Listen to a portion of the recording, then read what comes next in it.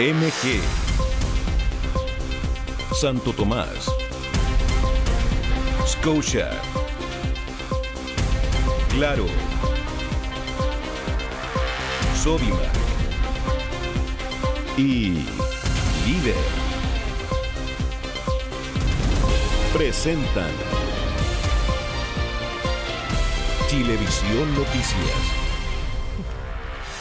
Hola, ¿cómo están? Muy buenas noches, bienvenidos a Chilevisión Noticias. Muy buenas noches y partimos contándoles que ya es un hecho, el 16 de septiembre será feriado. La ley que así lo promulga fue ya aprobada definitivamente por el Congreso en el Senado. Vamos a hablar al respecto con Pedro Garrido, que le ha estado reporteando este tema y nos va a contar las últimas reacciones y los detalles también acerca de cómo va a funcionar este fin de semana largo para el 18. Pedro, buenas noches. Hola, buenas noches, Pedro. Hola, ¿cómo están? Muy buenas noches.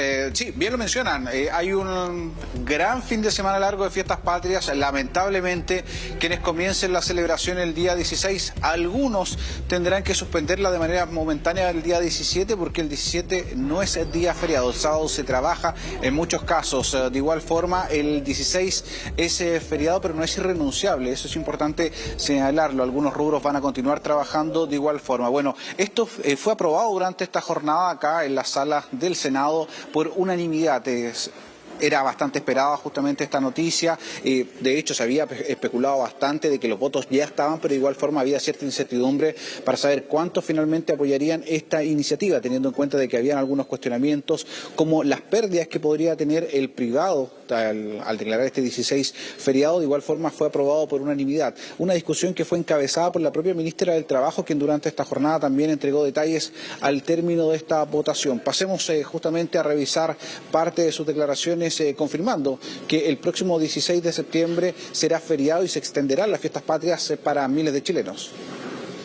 Contamos con un día más para celebrar nuestras fiestas patrias, así como también para cumplir con otro objetivo, que es apoyar a los sectores de turismo, de gastronomía, hotelería, transporte y también de la cultura. Estamos contentas y contentos por la aprobación unánime, en este caso del Senado, de este día feriado, tomando este año los debidos resguardos para nuestra salud. Efectivamente se va a poder producir un momento de encuentro. Bueno, ya está aprobado acá, fue despachado por la sala del Senado, solo basta la firma del presidente Gabriel Boric y posteriormente la publicación en el diario oficial. Tiempos que van a ser bastante acotados, teniendo en cuenta que ya estamos próximos a las fiestas patrias, pero que de igual forma esta discusión se agilizó durante las últimas jornadas para su aprobación, luego de que ayer fuera aprobado, por ejemplo, en la sala de la Cámara y el día de hoy ya en el Senado. Muchas gracias, Pedro. Entonces, feriado el 16 no es irrenunciable, como sí lo son el 18 y el 19, el viernes 16 de septiembre. Gracias, buenas noches. Que tengas buenas noches. Seguimos con otras noticias para contarles que hoy la ministra de Salud, Begoña Yarza, confirmó que el proceso de vacunación de la quinta dosis contra el COVID-19 va a comenzar antes de fin de año. El Ministerio de Salud aseguró que la intención es que Chile pueda contar con una vacuna bivalente que incorpora la variante original y también la variante Omicron. Según la ministra, esto sería una vacuna más efectiva para la etapa epidemiológica en la que nos encontramos actualmente. En el proceso de inoculación, al igual que en los calendarios anteriores, se va a dar prioridad a los grupos de riesgo, los inmunodeprimidos, personas con enfermedades crónicas y también funcionarios de la salud.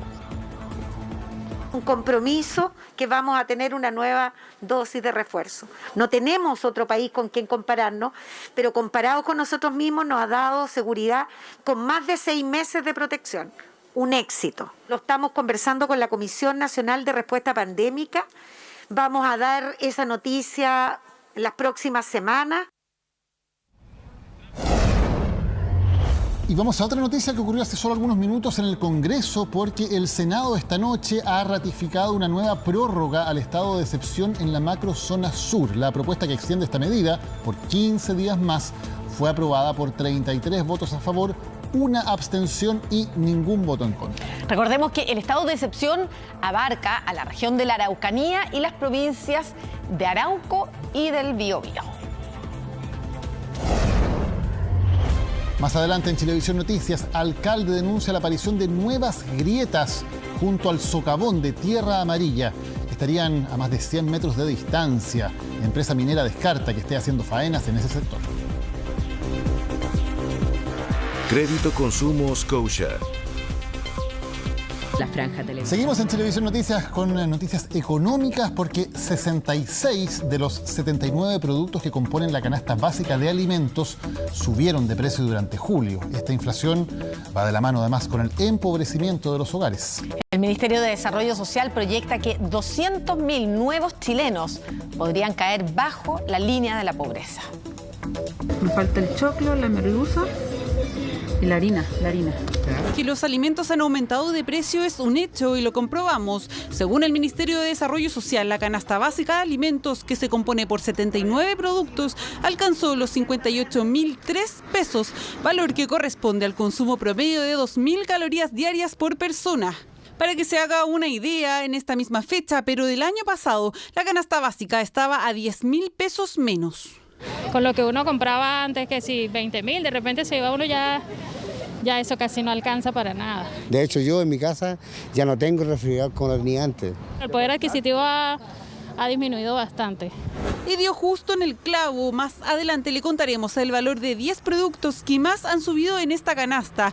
Debido a las alzas de alimentos, los ingresos disminuyen por todo el resto que hay que costear y por consiguiente, la pobreza en nuestro país aumenta. La línea de la pobreza ha aumentado un 17% en 12 meses. ¿Y qué significa eso? Que cerca de 200.000 personas debieran lamentablemente sumarse a una situación de pobreza. Antes de la pandemia, un 8,6% de la población estaba bajo la línea de la pobreza. Luego subió un 10,8% y tras las alzas de los últimos meses llegaría al 11,9%.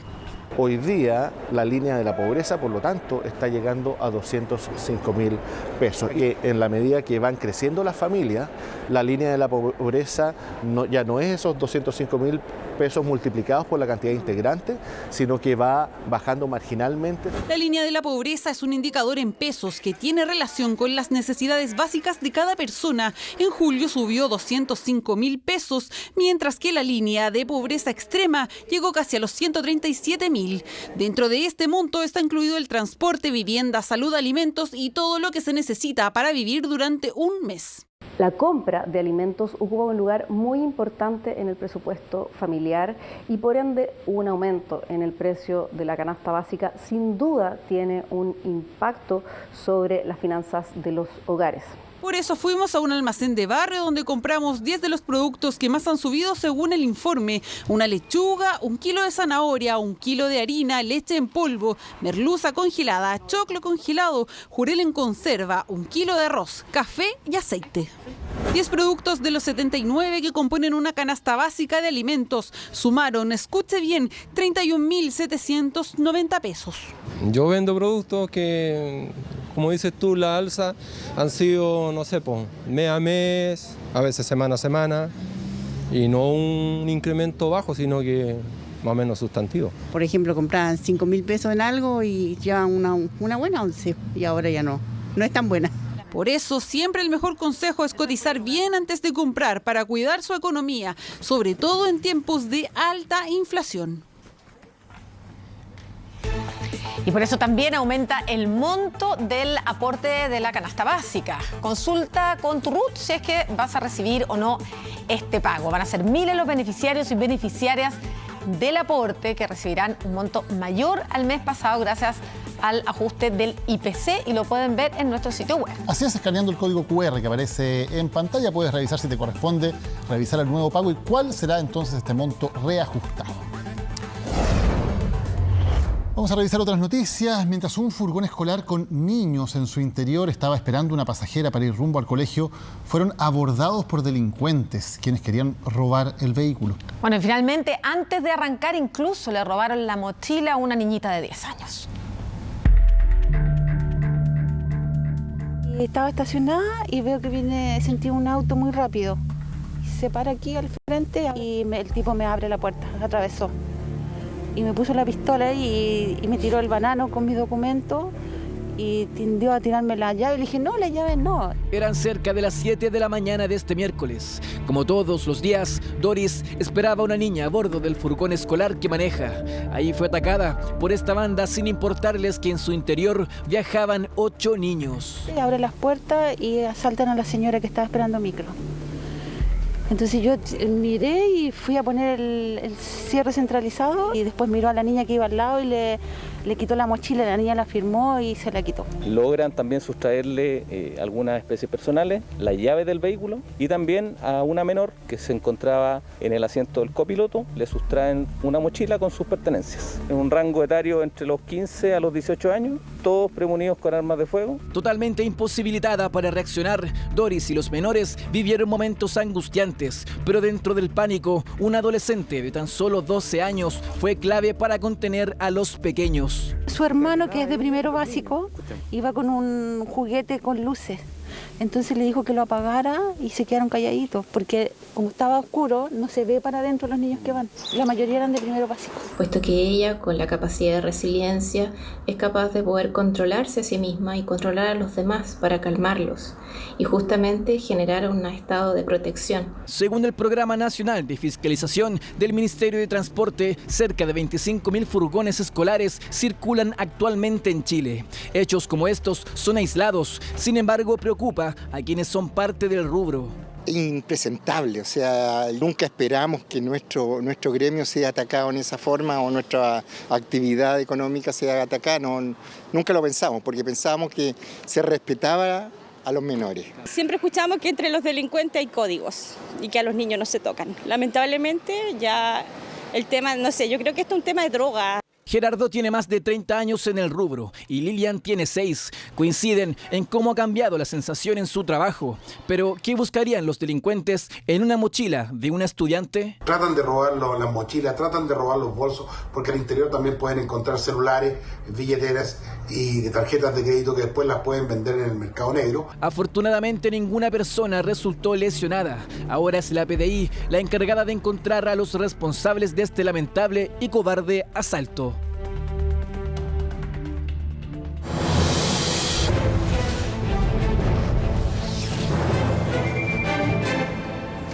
Solo 18 días quedan para el plebiscito de salida y La Moneda emplazó a las fuerzas políticas que apoyan el rechazo a acordar una propuesta única para el día después del plebiscito. Claro que sí, si es que gana el rechazo. Por cierto, esto luego de que senadores de la democracia cristiana que están por esa opción le entregaran hoy sus propuestas al ministro Giorgio Jackson. ¿Puede ser el saludo, por favor, ministro? Una cita que se concretó finalmente este miércoles, luego que la Contraloría determinara hace unos días que el ministro de la SECPRES, Giorgio Jackson, no se ajustó a la presidencia al encauzar los acuerdos en caso de que gane el apruebo. Y obviamente le dijimos que no correspondía que el gobierno fuera jefe de campaña de una opción, que necesitaba atenerse a los dictámenes de la Contraloría. ¿Cuál fue la respuesta del ministro? Que él no lo miraba así y nosotros le dijimos que era evidentemente así.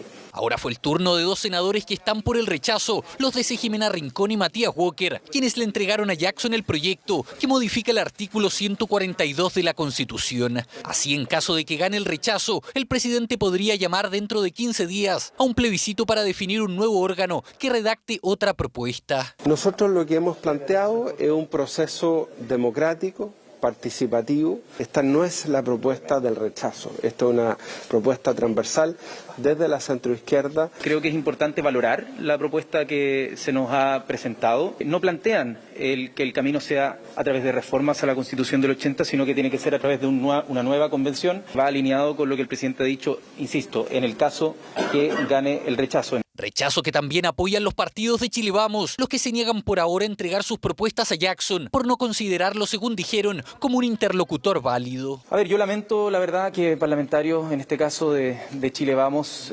no quieran, en este caso, presentar propuestas. Nosotros hemos dicho de manera bastante enfática, bastante clara, que estamos disponibles como Secretaría General de la Presidencia, como gobierno, para recibir las propuestas, vengan de donde vengan. Sentarse en el comando del apruebo, sentarse con el jefe de campaña, vocero del apruebo, con el garante del apruebo.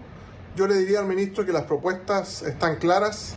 Más allá fue la ministra vocera Camila Vallejo, quien llamó directamente a los sectores del rechazo a ponerse de acuerdo con una propuesta única post-plebiscito. Por eso también le hemos pedido a todos los sectores y partidos promotores del rechazo que ojalá puedan ponerse también de acuerdo en un camino.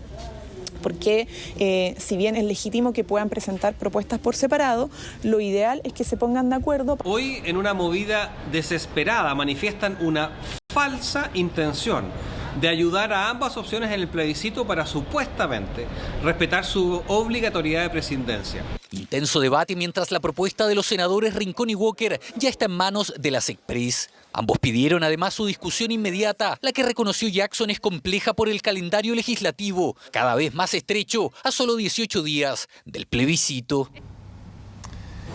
Quedan solo 18 días, más importante que nunca informarse para poder votar, no solo por nuestro programa de los jueves en la noche, por cierto, el debate de Chile, que los dejamos invitados, por cierto, sino también a través de cápsulas que tenemos en nuestro sitio web con lo que dice la propuesta de nueva Constitución sobre una serie de materias, por ejemplo, sobre educación.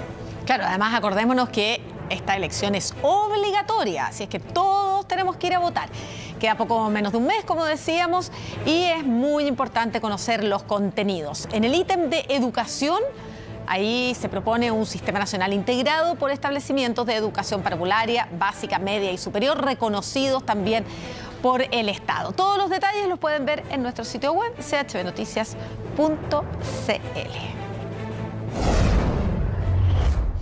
Imágenes sorprendentes dejó el intento de robo de una camioneta en un supermercado de Pudahuel. El afectado, quien conversó con Chilevisión Noticias, se enfrentó a los delincuentes arremetiendo contra ellos con su vehículo. Al hacerlo, chocó a otros 5 automóviles.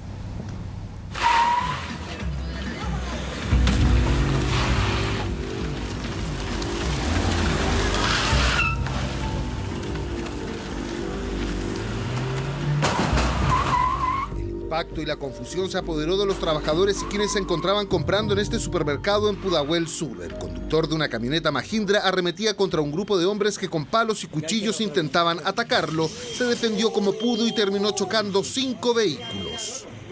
Fue bastante dramático, ¿verdad? Fue un momento de caos que vivió esta gente aquí. No, y realmente fue como una película. Dice, supuestamente lo iban a asaltar y no se dejó asaltar.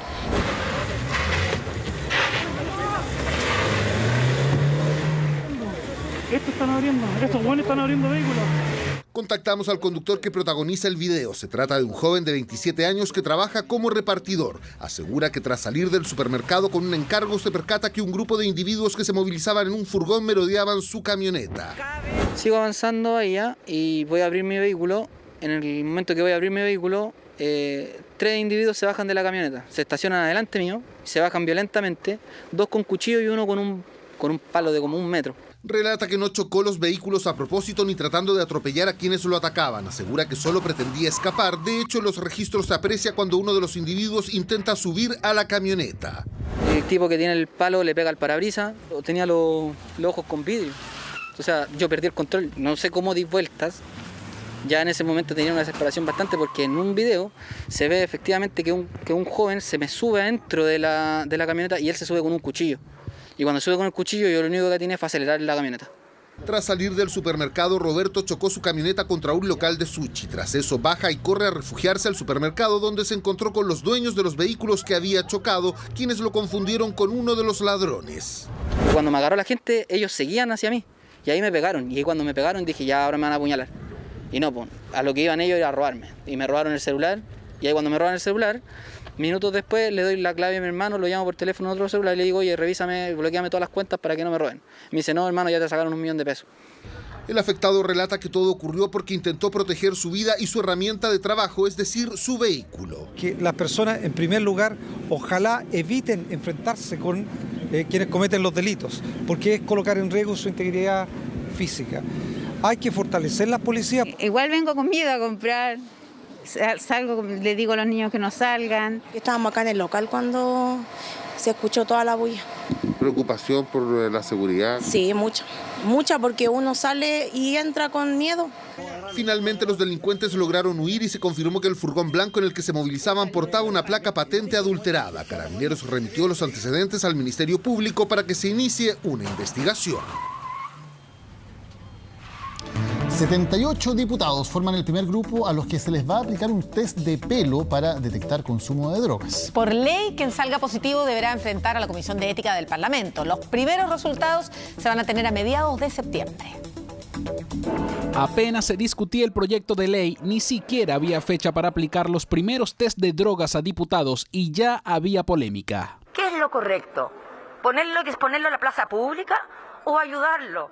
De hacer show, de sembrar la duda, qué parlamentarios son drogadictos, quiénes no. Hay gente seguramente que va a correr a cortarse el pelo ahora mismo. El 25 de julio fue publicado en el Diario Oficial el reglamento y con ello el vamos. Diputadas y diputados a contar de esa fecha están obligados a testearse. Recién este miércoles se hizo el sorteo, el primer grupo. La mitad de los diputados, es decir, 78 de ellos serán los primeros en realizarse el test. Yo también salí sorteado, así que como presidente de la Cámara también me voy a someter. Hay que hacerlo, creo que no solamente deberíamos ser los parlamentarios, sino que todos los funcionarios públicos. Creo que es importante que la ciudadanía sepa que estamos legislando con nuestros 5 sentidos, no con ninguna influencia de alguna droga. Salí sorteado en el test, no tengo ningún problema, tampoco creo que sea la prioridad y este test realmente está muy lejos de ser la solución contra el narcotráfico.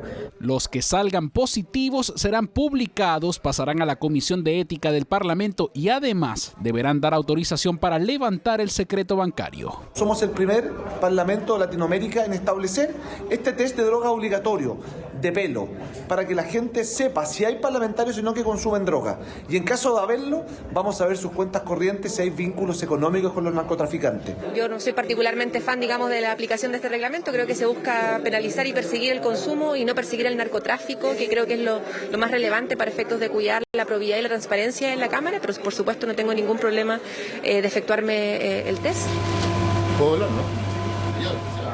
En este lugar se van a hacer los procesos de colección de muestras de la Corporación de la Cámara de Diputados y también el proceso de extracción de muestras y, por último, la identificación y la cuantificación de las muestras en el caso que salieran no negativas. Del 22 al 30 de agosto, cada uno de los 78 diputados tendrá que venir a este laboratorio de la Universidad de Chile. El procedimiento es sencillo y sin dolor. El test de pelo, dicen los expertos, es 100% fiable y detecta todo tipo de drogas. El pelo sí indica sí y solo sí que la persona es un consumidor frecuente. Es decir, una persona que consume varias veces a la semana, 3 o 4 veces a lo menos. El largo del pelo definirá la cantidad del tiempo a estudiar. En este caso, dicen que se les cortará hasta 5 centímetros de cabello y con eso tendrán los resultados de los últimos 5 meses previos al examen. La polémica también es por si es que existen diputados con tratamientos médicos. El director del laboratorio antidoping despeja y aclara aquello. No es lo mismo que se tome alguien medio alprazolam antes de dormir, que se tome el alprazolam en la mañana, en la tarde, en la noche. Entonces, ahí perfectamente el equipo y nosotros podemos notar la diferencia, cuando hay abuso y cuando es forma terapéutica. Los primeros resultados estarán listos a mediados de septiembre, cuando el segundo grupo de diputados ya deba ir al laboratorio a dejar las muestras. Si hay consumidores habituales, se sabrá, enfrentarán a la Comisión de Ética y además deberán rendir cuentas. El alcalde de Tierra Amarilla denuncia que ha aparecido una importante grieta a solo metros de ese gigantesco socavón en las cercanías de una minera en la región de Atacama. Ahora las autoridades están analizando esta nueva denuncia para ver si hay alguna relación entre esta grieta y el socavón. Una imagen que no solo ha generado impacto en Chile. Buraco gigante no deserto do Atacama. Y en Chile, en información internacional, las autoridades investigan un misterioso sumidero de Apareció de manera sorpresiva y es investigado. Generó una serie de controversias entre la comunidad de Atacama y también la minera Alcaparrosa, quienes realizan explotación de material en dicho sector. Pero a esto ahora se suma otra situación, y es que desde el municipio denuncian la aparición de una enorme grieta. A la cercanía del socavón logramos evidenciar cómo se ha formado un círculo de grieta alrededor de la tierra, la cual además estaría hundiéndose, lo cual nos daría indicio de que un evento similar al socavón podría ocurrir. Nos llena de preocupación saber que esto pueda suceder, desconocemos cuáles sean las causas. Esta grieta estaría emplazada a unos 150 metros del socavón que lleva semanas en este sector de Tierra Amarilla. Su aparición podría tener una eventual relación con lo antes ocurrido. Nuevos socavones aledaños o en la misma población tiene la misma explicación preliminarmente, que básicamente sería cuando existe un escurrimiento de agua en los túneles subterráneos de Tierra Amarilla, en estos casos son desviados, por lo tanto abajo, cuando ya no existe agua, está el espacio vacío. ¿Qué va a tender a hacer el suelo? Por su propio peso va a empezar a caer. Y es eso lo que hoy nuevamente genera preocupación en la comuna de Tierra Amarilla. Vecinos y comunidades que han tenido que incluso migrar desde las cercanías de este sector. Si usted ve, nosotros vivimos con un triángulo y mire, acá tenemos el primer socavón, el segundo está allá y el tercero está allá y la población está acá arriba. Hace semanas la propia ministra de Minería visitaba la zona para abordar la situación y ver el estado del terreno. Al socavón ya conocido se suma una serie de grietas como la denunciada hoy por el alcalde. La explicación de su aparición aún no es certera, pero algunos tienen sospechas. Vemos que el nivel 180 y 200 metros bajo el suelo se encuentran totalmente inundados. Esto quiere decir que el agua que escurre por estos caminos subterráneos, por estos túneles, se desvía. Desde Ojos del Salado, minera controladora de las faenas en dicho sector, señalaron lo siguiente. Este es un evento independiente y en el lugar donde se encuentran no existen faenas mineras subterráneas ni cercanía con centros poblados. El origen de su formación está siendo estudiado por la autoridad y por profesionales de la empresa. Este jueves, autoridades del gobierno se reunirán en una mesa de trabajo para abordar lo ocurrido con el socavón en Tierra Amarilla y si eventualmente podrían estar generándose otros. Por primera vez en la historia de nuestro país, un juez va a ser formalizado por una denuncia de abuso sexual. Sí, las acusaciones contra el magistrado fueron ingresadas al Ministerio Público en octubre del año 2020. Casi 2 años después se iniciará este inédito proceso judicial. Me preguntaba si había hecho ejercicio en la mañana y así empezaba. Empezaba a tocar el brazo, después seguía con el hombro, empezaba a tocar el pelo. Se trataba de colocar detrás de la silla para hacer un masaje. Esto solo sería el inicio de los abusos cometidos por el juez de garantía de Rancagua, Luis Barría, importante magistrado reconocido por ser juez en el caso Cabal. Margarita es abogada, llegó al tribunal para realizar un reemplazo y recién el año pasado decidió contar su verdad a Chilevisión Noticias. Después con el tiempo ya empezaba a bajar la mano hasta la altura del broche del sostén. Que esos eran los momentos más intimidantes porque era cuando uno sentía que lo iba a abrir. Por fortuna a mí nunca me tocó ni los pechos ni tampoco el trasero. Pero sí un día me tomó la cara al despedirse y me dio un beso a la fuerza. Los hechos fueron investigados por una fiscal judicial que designó la Corte de Apelaciones de Rancagua. Ella acreditó el acoso sufrido por Margarita y 3 mujeres más, todas subalternas del magistrado Luis Barría. Nadie tiene el derecho a darle un beso a uno ni tocarla si uno no quiere. Sentía vergüenza. A las personas que le conté ese día me decían que le dijera al jefe. Pero ¿cómo lo iba a decir si otra denunciante, otra persona que dijo que le habían tocado el trasero, la catalogaron de loca, de conflictiva? Sin embargo, solo 2 de ellas fueron consideradas para formular cargos contra el juez. Vania sería otra de las víctimas. Me tocaba el pañuelo hacia él. Me tomaba los brazos y me rozaba los senos, me tocaba los senos. Al magistrado lo suspendieron por 3 meses con goce de medio sueldo, fue trasladado del tribunal y el 1 de julio de 2021 la Corte Suprema nombró a Barría como el nuevo relator de la Corte de Apelaciones de Rancagua.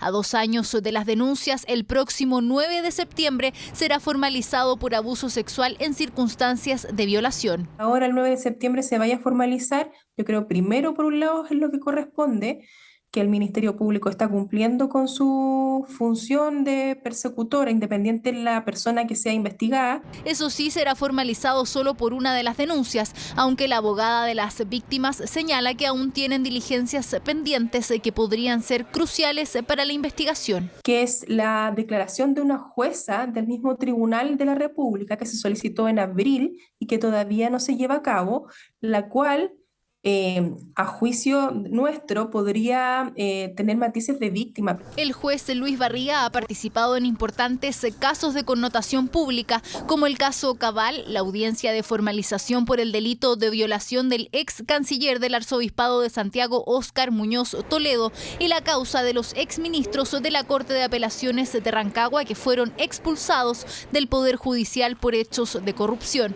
La defensa del magistrado insiste en su inocencia. Es llamativo, no voy a ocultar que nos sorprendió, habida consideración de que la investigación disciplinaria ya terminó, aunque él ha sostenido siempre su inocencia, no cometió los hechos que se le atribuían. En 2 oportunidades, la Fiscalía Judicial estimó que no habían antecedentes que justificaran remitir el caso a la justicia penal. Se inició una investigación penal como consecuencia de una querella interpuesta por algunas de estas denunciantes, en la que volvieron a modificar los hechos ante la Fiscalía. Finalmente será la justicia penal quien decida. Lo que sí está claro es que esta es la primera vez que un juez será formalizado por el delito de abuso sexual. Fue una doctora la que abrió la polémica al recomendar en una red social tomar paracetamol para dolores emocionales. Ella asegura que hay estudios científicos que respaldan el efecto. Aquí conocemos su explicación y también la opinión de otros médicos al respecto.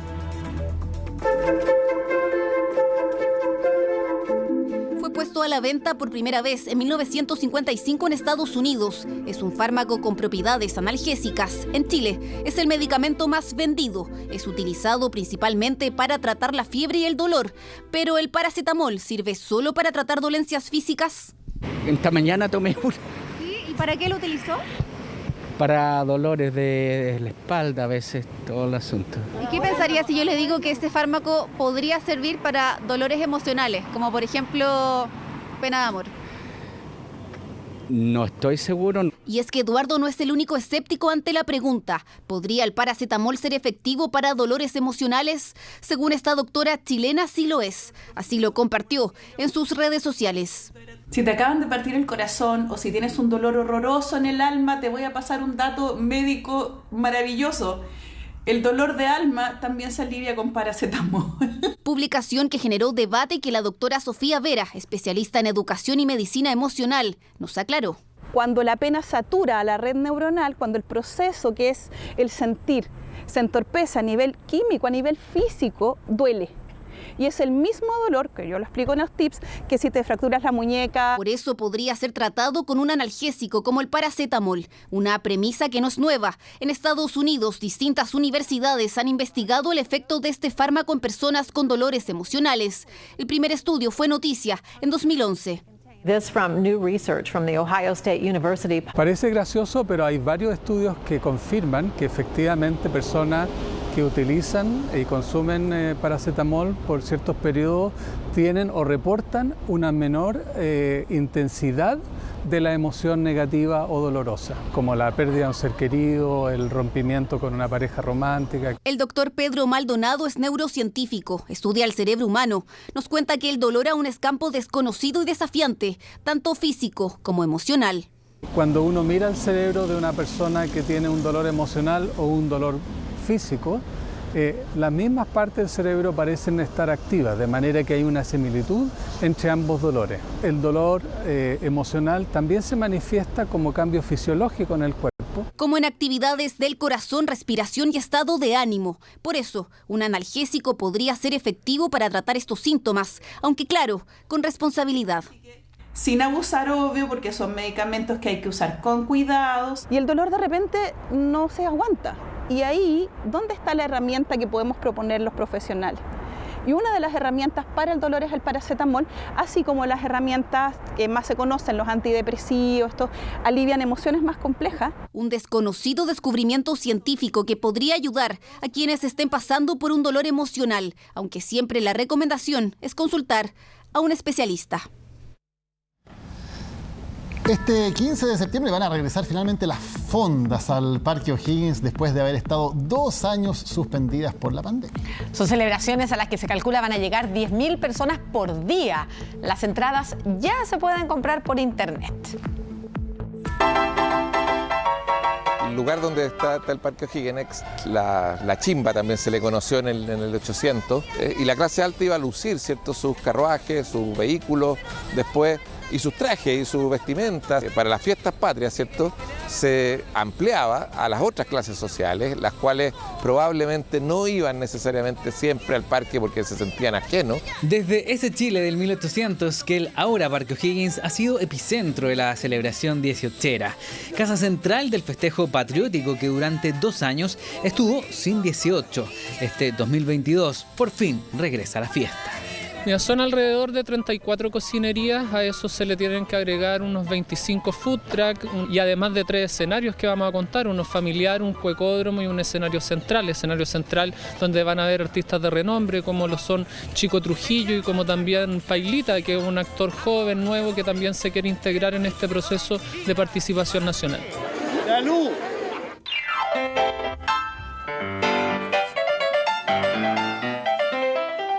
Recuerdos del Parque O'Higgins que el rey de la chicha tiene en su memoria. Lleva 30 años en este lugar. Este 2022, a pesar de haber sufrido un accidente cerebrovascular hace muy poco, está decidido a regresar. Nosotros aquí hemos soportado temblores, granizo, lluvia, pero aún así el espíritu sigue aquí. Yo soy tradición y mi puesto es tradición y no lo quiero perder. Fondero histórico que, al igual que la grandiosa Bertita, dice habrá que apretarse el cinturón para no subir tanto los precios en medio de una crisis económica mundial que va a disparar un poco el costo de los comestibles típicos chilenos.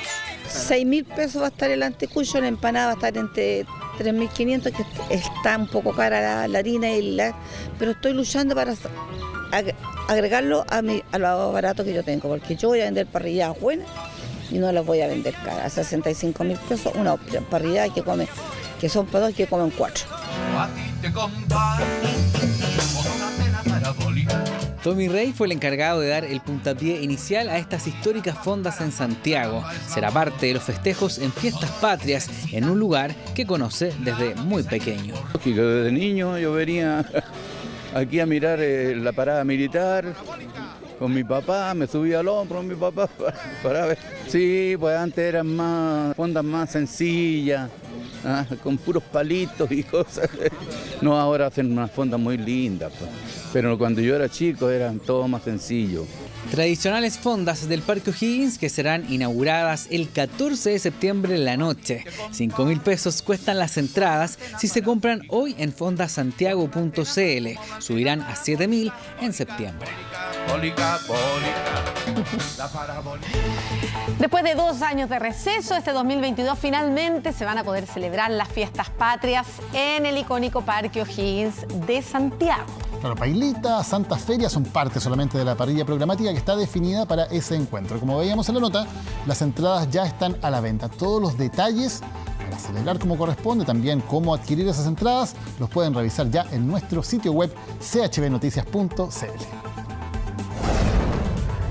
Y siempre una duda de todos los años es si va a llover o no va a llover para las fiestas patrias, especialmente considerando que agosto fue el mes más lluvioso en los últimos 5 años en Santiago. Ya, pero ¿qué dicen los meteorólogos? Dicen que las lluvias podrían continuar incluso hasta septiembre.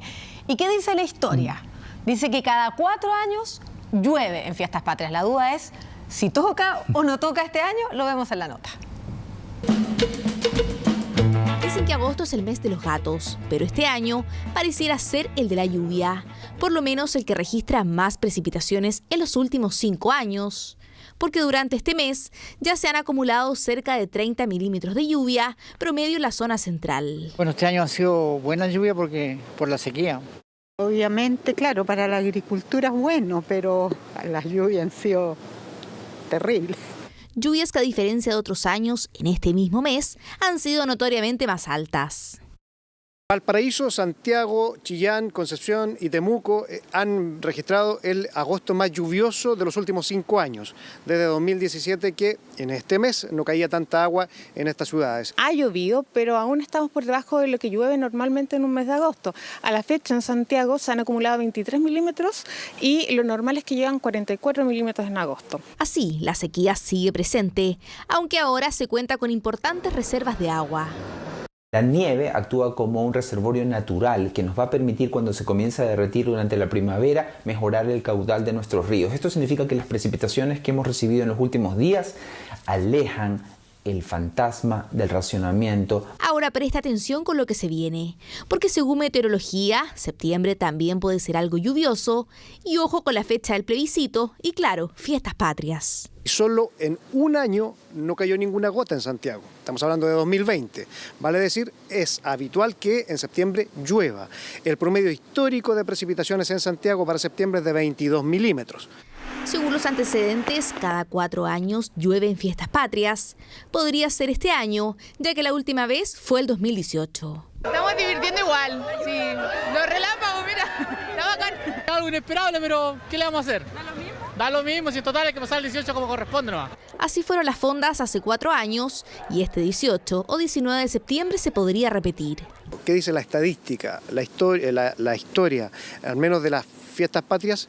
Que existe un 23% de probabilidades que caiga algún tipo de precipitación, ya sea 18 o 19 de septiembre. Yo creo, como veo todo, yo creo que va a llover. Por un lado, es bueno que lloviera, porque estamos escasos del agua. Pero en el fondo igual afecta a que los chilenos salgan. Los fonderos, que durante todo el año esperan esta ambiciosa fecha, sin duda deberán tener un plan B si así ocurriera. Aún es anticipado para un pronóstico certero, pero al menos la historia algo dice de lo que podría pasar. Vamos a hacer una pausa en las noticias y al regreso revisaremos el registro que sería clave tras el crimen de un padre que intentó evitar el asalto a una farmacia donde estaban sus Cuotas OMG. Y cámbiate a Claro con gigas libres más Netflix. Están presentando Chilevisión Noticias. Estamos de vuelta en Chilevisión Noticias. Hace algunos días un hombre murió cuando intentaba evitar un asalto a una farmacia en Puente Alto. Hoy conocimos su historia. Se trata de un hombre de 49 años quien vivía frente al local y quiso defender a sus sobrinas. Chilevisión Noticias accedió a un video que revela quién sería el autor del crimen, que aún no ha sido detenido. El informe es de Fabián Acevedo. Este video demuestra el amor que mi papá siempre le tuvo a mi mamá. Papá, ¿qué estoy haciendo? Papá, ¿qué estoy haciendo? Mira el tonto. Mamá, mi papá aún te ama. Te acaba de rescatar una piedra cara. Semblanza de un padre a quien no queda más que describir con aquellos recuerdos que dejó en vida, el eterno amor que entregaba a su mujer con estos sencillos actos y sus 3 hijos, pero también aquella solidaridad característica que lo impulsó lamentablemente a un fatídico momento. Muy pocas personas, cuando hay un accidente o un acto de delincuencia, por miedo de que le pase algo a él, no se meten. Mi papá venció ese miedo y fue a defender.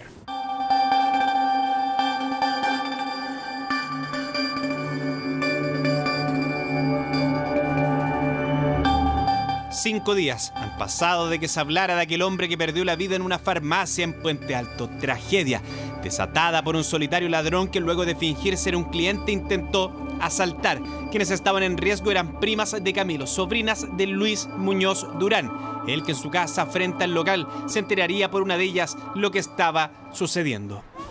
Y él, como un verdadero héroe, cruzó sin pensar en lo que podía suceder. Y ahí llegó mi papá a forcejear con él, y por lo que me dijeron fue que él le dijo: no te quiero hacer daño.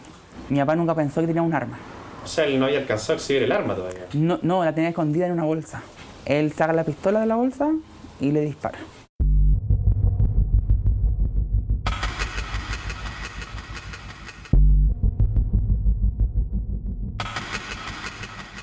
Este es el único registro hasta ahora al que se ha podido acceder debido a que las cámaras de seguridad de la farmacia están siendo periciadas por la Brigada de Homicidios Sur de la PDI. Imagen que muestra a quienes corren en pánico al sentir el disparo afuera de la farmacia, pero también quién es el homicida. Ingresa con la finalidad de hacer unas consultas por la compra de un medicamento. Procede a retirarse de dicha farmacia para luego volver a ingresar, provocando daños y sustrayendo diversas especies. Se encuentra con la víctima de frente, propinándole un disparo a la altura del abdomen. El delincuente escapa con un chaleco reflectante en su mano izquierda, también una bolsa de papel en la derecha. Testigos dicen que antes del crimen lo vieron mirar varios locales por Avenida San Carlos, hasta llegar al que era atendido solo por mujeres. José asegura que lo vio ensangrentado, indicaciones que de inmediato entregó al ver la llegada de carabineros, los que socorrían a la víctima. Si seguían al tipo en moto lo iban a perseguir, lo iban a encontrar al tiro porque él salió arrancando, dio la vuelta y aparte iba caminando, iba solo. Que después digan que lo están buscando intensamente, no me parece porque la búsqueda podría haber sido en el momento. Iba a preguntarle si habían visto a este sujeto, si corrió por acá en algún momento. Lo que dijeron la gente era eso, que había corrido hacia este lado. Ya, corrió por acá. No, corrió hacia este lado, sí. Y no corría bien, algo en la cadera tiene que haber tenido, porque es una persona ya de cierta edad, no era un cabrón joven. El tiempo que cruzó, al tiempo que estuvo con el tipo y lo mató. Es una tragedia inimaginable, algo que no me cae en la cabeza, e incluso llego a soñar con de todas las acciones que pasaron en tan poco tiempo. Las diligencias para encontrar a este criminal continúan. La familia de Luis Muñoz, quien falleció a raíz de un disparo en el abdomen, pide celeridad para encontrarlo. Temen que haya más personas en riesgo. Pero en realidad no vemos ningún resultado. Pese a tener todos los registros. Pese a tener todos los registros. Nosotros como familia no nos cuestionamos ni decimos por qué cruzó, porque sabemos que él es así. Él era muy protector con su familia, con sus seres queridos. Merecemos por favor una respuesta. Que esto no quede impune. Por favor se los pido. Como un chileno más. Un chileno afectado, que se sienta afectado. Ojalá que esto nunca más ocurra.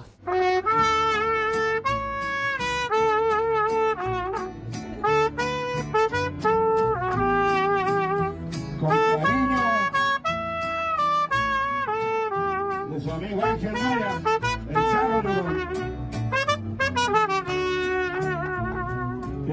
Emotivos momentos cuando pasaron por el colegio donde era parte de la directiva, también en la papelera de Puente Alto donde trabajaba, la despedida de este padre ya ávido ciclista de 49 años que dicen ya había perdido el miedo a la delincuencia.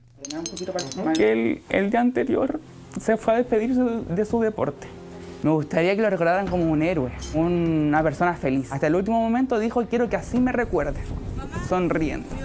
Por eso también no tenemos tanta pena en tener una familia tan unida, que tenemos, claro, miedo de lo que va a pasar más adelante, incertidumbre, rabia, pero sabemos que si permanecemos unidos como siempre lo hemos sido, vamos a salir adelante.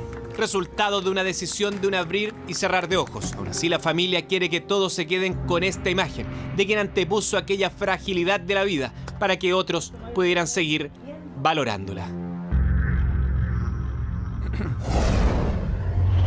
Vamos ahora a las noticias internacionales que siguen marcadas por los incendios forestales, esta vez en España. Carlos Greich, buenas noches. Hola, buenas noches. Sí, y que han arrasado con cerca de 20.000 hectáreas en la zona sur de España, específicamente en la Comunidad Valenciana. Registros impresionantes de esta emergencia en ese país. Miren.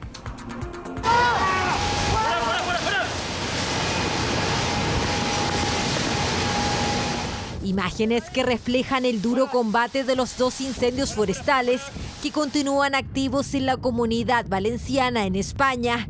Según datos del gobierno, el fuego ha quemado 17.000 hectáreas. Durante estas últimas horas, como han podido comprobar, ha estado lloviendo y esta lluvia pues, ha favorecido sobre todo el control de 2 puntos que nos preocupaban mucho. Desastre que también se registra en otras partes de Europa. El humo de incendios en Portugal llegó hasta Madrid, a unos 400 kilómetros al este. En España, las autoridades advirtieron que una nueva ola de calor prevista en la región podría complicar la tarea de apagar las llamas.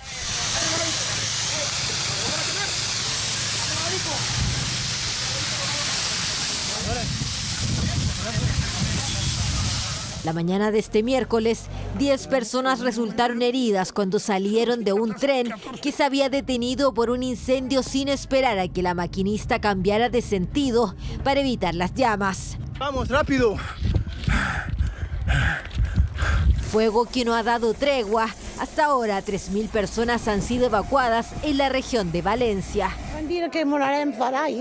Nos dijeron que estaba bien y de repente tuvimos que evacuar. Vino un bombero a la casa y nos dijo salgan. Así que tomé lo esencial. Nos trataron muy bien. Madre de Dios, es una lástima. No esperaba algo así en la vida. Mira, tengo una bolsa y 2 calcetines. La bolseta, 2 calcetines y para casé. Este año en España se han quemado más de 275.000 hectáreas, cifras aterradoras, ya que es más de 4 veces la media anual del país, de 67.000 hectáreas desde 2006, cuando comenzaron los registros. En estos momentos, con varios focos todavía activos, los bomberos hacen lo imposible para contener las llamas en un paisaje francamente desolador. Esto es historia pura. Cuba ha anunciado que abre el comercio a la inversión extranjera en la isla. Esto viene ocurriendo desde 1959, que todo el comercio es absolutamente oriundo de Cuba, es decir, bueno, estatal, en definitiva, desde la llegada de Fidel Castro al poder. Ahora entonces comienza un establecimiento gradual, obviamente, de empresas mixtas. La parte extranjera traería los productos desde afuera y Cuba va a gestionar a los trabajadores, el almacén y el transporte. Hay dudas respecto de si esto va a ser o no un éxito en torno a también lo que ocurre con el desabastecimiento de la población en Cuba. Esto es muy importante. Hay otras áreas de la economía cubana que se han abierto a la inversión extranjera, el turismo fundamentalmente, pero el comercio seguía absolutamente restringido y claro, como tú decías, Carlos, está el tema del desabastecimiento, especialmente en el tema del combustible, que ha sido un problema muy grave en los últimos meses en Cuba y se espera que estas medidas entonces puedan de alguna manera intentar mejorar el suministro y también bajar los precios, que ha sido también un problema económico relevante en Cuba como en otras partes del mundo en este año. Claro, insumos también de aseo que son bastante requeridos hoy día por la población en Cuba y que no hay un gran acceso a ese tipo de bienes y por supuesto, como tú lo decías, también el tema energético con apagones permanentes en Cuba. Todo esto hace que la población se mantenga en una situación muy crítica. ¿Cuál es la gran duda? Que por ahora las ventas de estas empresas extranjeras o mixtas van a ser en divisas y el acceso de la población a los dólares todavía no es tan amplio, así es que habría que ver si van a tener o no acceso los cubanos en gran cantidad a este tipo de bienes producidos ahora de manera mixta por empresas también extranjeras. Cruzamos hacia Florida para ver lo que ocurre con esta tromba marina en una pequeña localidad que se llama Dustin, ahí en una playa. Había muchísimos turistas, varios de ellos en el mar, tuvieron que ser evacuados rápidamente ante esta tormenta que trajo, esa tromba que ustedes ven allí, bien apocalíptico el escenario, pero es real todo, junto con la tormenta eléctrica que se ve en medio de esta tarde allí en Florida. Bien impresionante, no hubo víctimas, ¿no? No hubo víctimas, salieron todos rápidamente del agua, así es que afortunadamente también allí todo quedó solo en la imagen que ustedes ven y que ha recorrido el mundo. En El Salvador, la policía ha anunciado que ha detenido en solo 5 meses a 50.000 pandilleros. Se habla del combate a las maras y esto tiene una doble lectura. Por un lado, el éxito de la política de Nayib Bukele, porque ha sacado de las calles a muchísimos pandilleros, ha bajado la tasa de homicidios, pero por el contrario, ha aumentado la tasa de prisioneros que han muerto en las cárceles de El Salvador en medio también de hacinamientos, porque se sabe que el régimen carcelario en El Salvador no da abasto con esta cantidad cantidad de presos. Así es que, Daniel, claramente esto es una crítica también en torno a lo que ocurre con Nayib Bukele y su política en este sentido. Y todo esto en medio también de las críticas que ha habido a los pactos que ha habido entre el gobierno, que ha tenido pactos secretos con algunos grupos, algunos integrantes de las maras para intentar rebajar los niveles de criminalidad. Muchas gracias, Carlos. Buenas noches. Nos vemos. Buenas noches. Bueno, ustedes probablemente lo acaban de sentir. Hace algunos segundos se ha percibido un sismo bastante fuerte en la zona central del país. Estamos recabando información en detalle acerca del epicentro, dónde fue exactamente, pero aquí en Santiago al menos se ha sentido con bastante intensidad este sismo. Sí, además muy largo. Durante varios minutos se prolongó este sismo que hemos sentido, como decíamos, aquí en la zona central del país. Lo importante, queremos saber y lo estamos monitoreando. Ustedes pueden escribirnos a nuestro WhatsApp cómo se sintió en otros sectores del país, a ver dónde ha sido el epicentro y qué región es la que ha sentido más fuerte este movimiento telúrico. Esperamos que no haya sido mayor en ninguna otra zona y que sea, bueno, como ya estamos acostumbrados, un sismo de estas características que no cause mayores daños. Hace tiempo que no temblaba aquí en la zona central. En la zona central con la intensidad con que tembló hace algunos segundos, sí. Y muy importante, por cierto, también mantener la calma, sobre todo asistir a personas que puedan necesitar eventualmente alguna asistencia, personas mayores que tengan problemas de movilidad, niños pequeños, siempre la primera asistencia hacia ellos y mantener la calma. Estamos acostumbrados a este tipo de situaciones. Tenemos afortunadamente además ciudades, edificios que están preparados para enfrentar este tipo de eventualidades. Así que mantener la calma es lo más importante en estos momentos mientras estamos recabando la información y esperando que el epicentro haya sido cerca de Santiago y no haya sido de mayor intensidad en alguna otra zona del país. Sí, lo que estamos viendo al menos en las calles de la capital es completa normalidad, no ha habido cortes de energía, lo que se puede ver al menos en las cámaras de la Unidad Operativa de Control de Tránsito. La gente ha seguido su camino normal, tanto en automóvil como los peatones que podemos ver ahí en la ciudad. Así que aquí en la zona central por lo menos sí fue de bastante intensidad, por lo que se pudo percibir. No queremos dar una cifra mientras no tengamos la medición oficial, pero Mercalli podríamos decir al menos 4. Sí, un poquito más yo creo. Claro, Mercalli...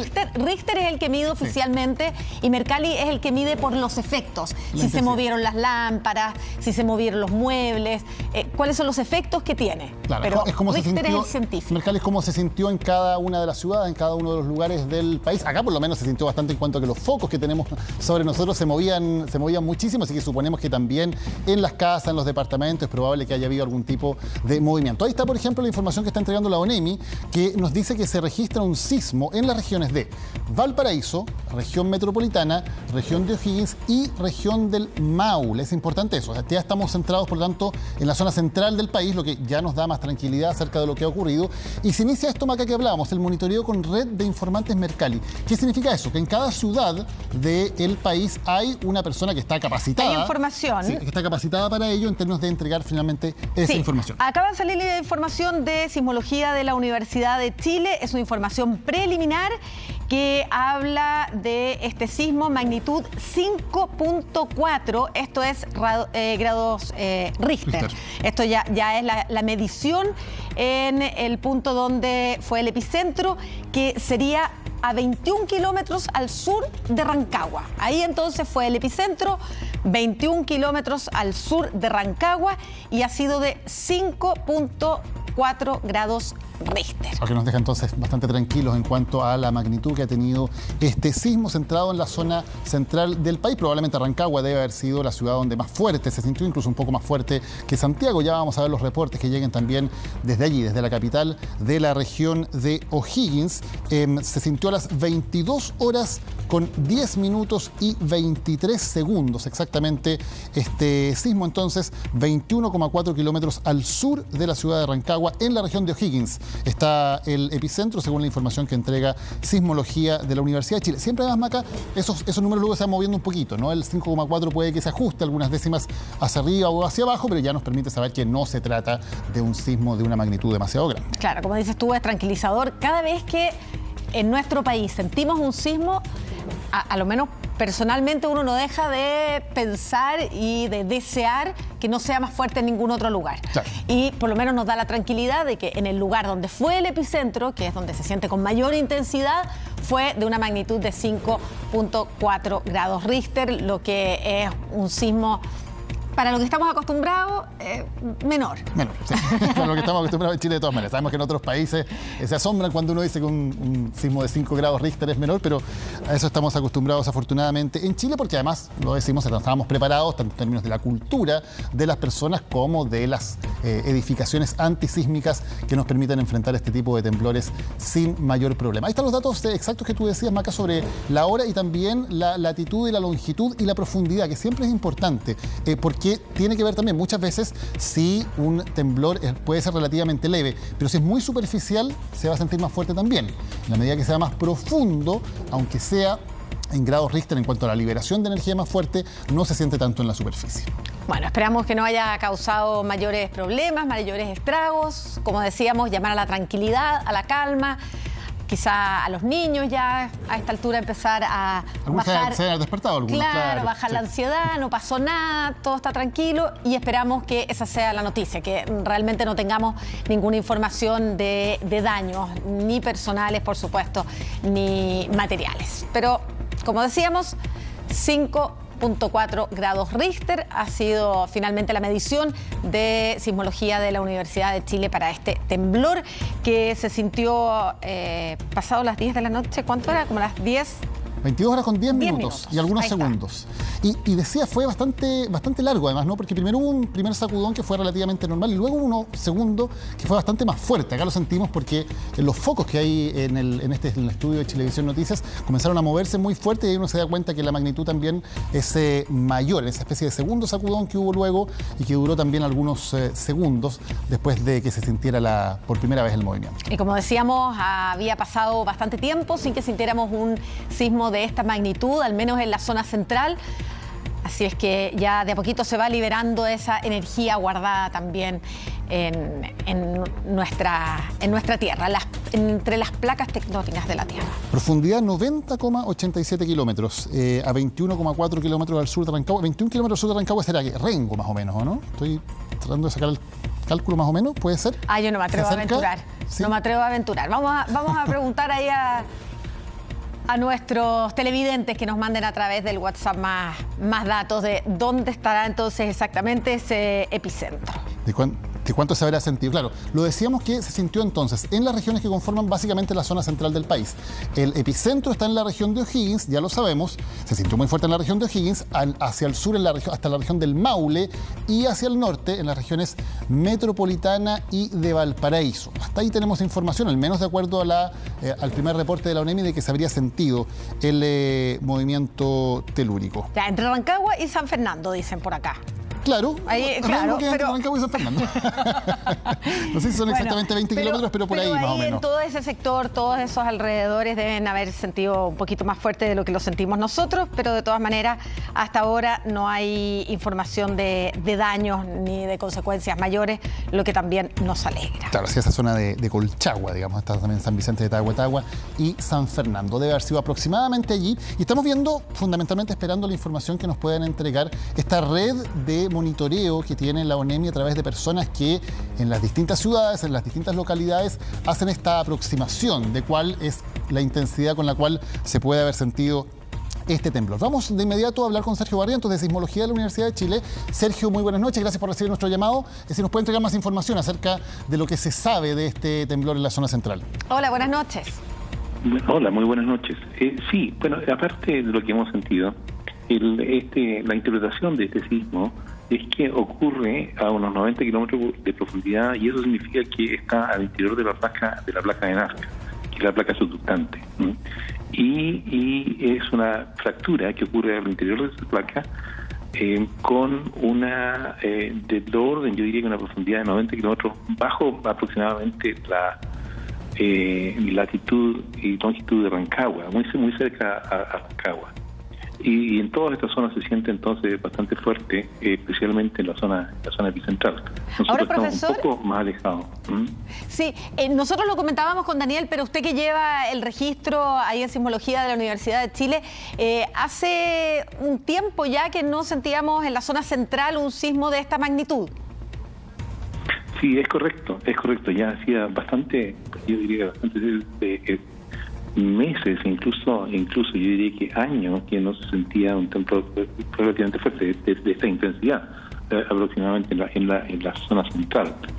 El último sismo de importancia, yo diría que fue el año 2017, el 24 de abril del año 2017, ocurrió un 6.9 frente a las costas de Valparaíso.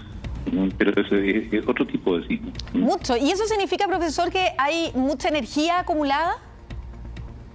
Bueno, es que son lugares de donde se libera energía de manera distinta.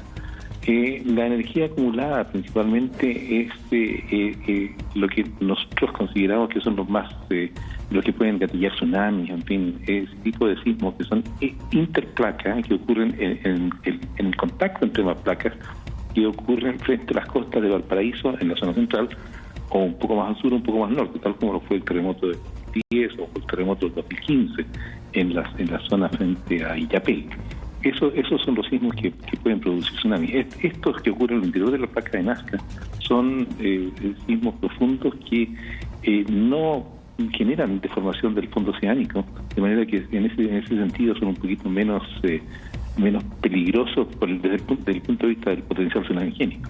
¿Qué tan probable es que pudiera haber otros temblores siguiendo a este, digamos, que pudiéramos tener una seguidilla de temblores en las próximas horas? Réplicas. ¿Qué tan posible es que pudiera haber otros de similar o de mayor magnitud?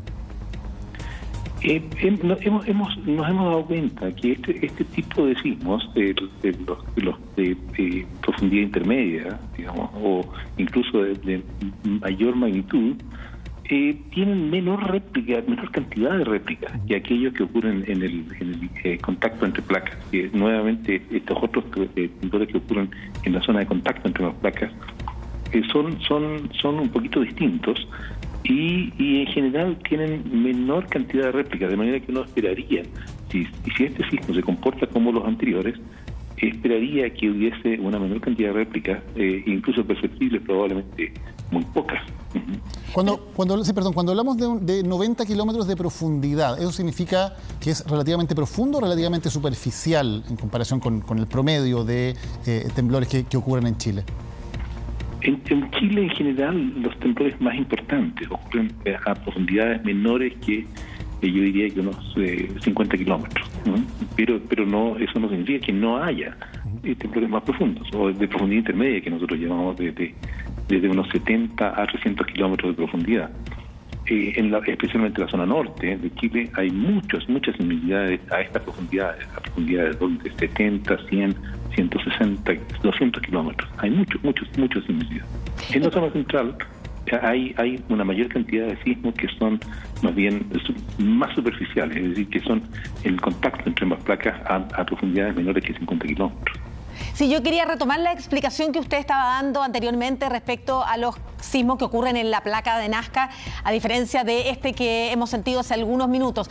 Y para aprender y para tomarlo de aquí en adelante, esa es la diferencia de cuando el epicentro es en el océano respecto a cuando tenemos epicentro en la tierra, por ejemplo, en este caso entre Rancagua y San Fernando. Sí, es correcto. En general los sismos que nosotros llamamos interplacas, que ocurren entre las placas, son los de contacto, y esos ocurren en general a profundidades menores que 50 kilómetros, y esos están, yo diría que en el caso de la zona central de Chile, desde aproximadamente Casablanca hacia el oeste, es decir, hacia el mar y mar adentro, ¿cierto? Y los que ocurren desde la longitud de Casablanca hacia la cordillera y hacia Argentina, en general son más profundos.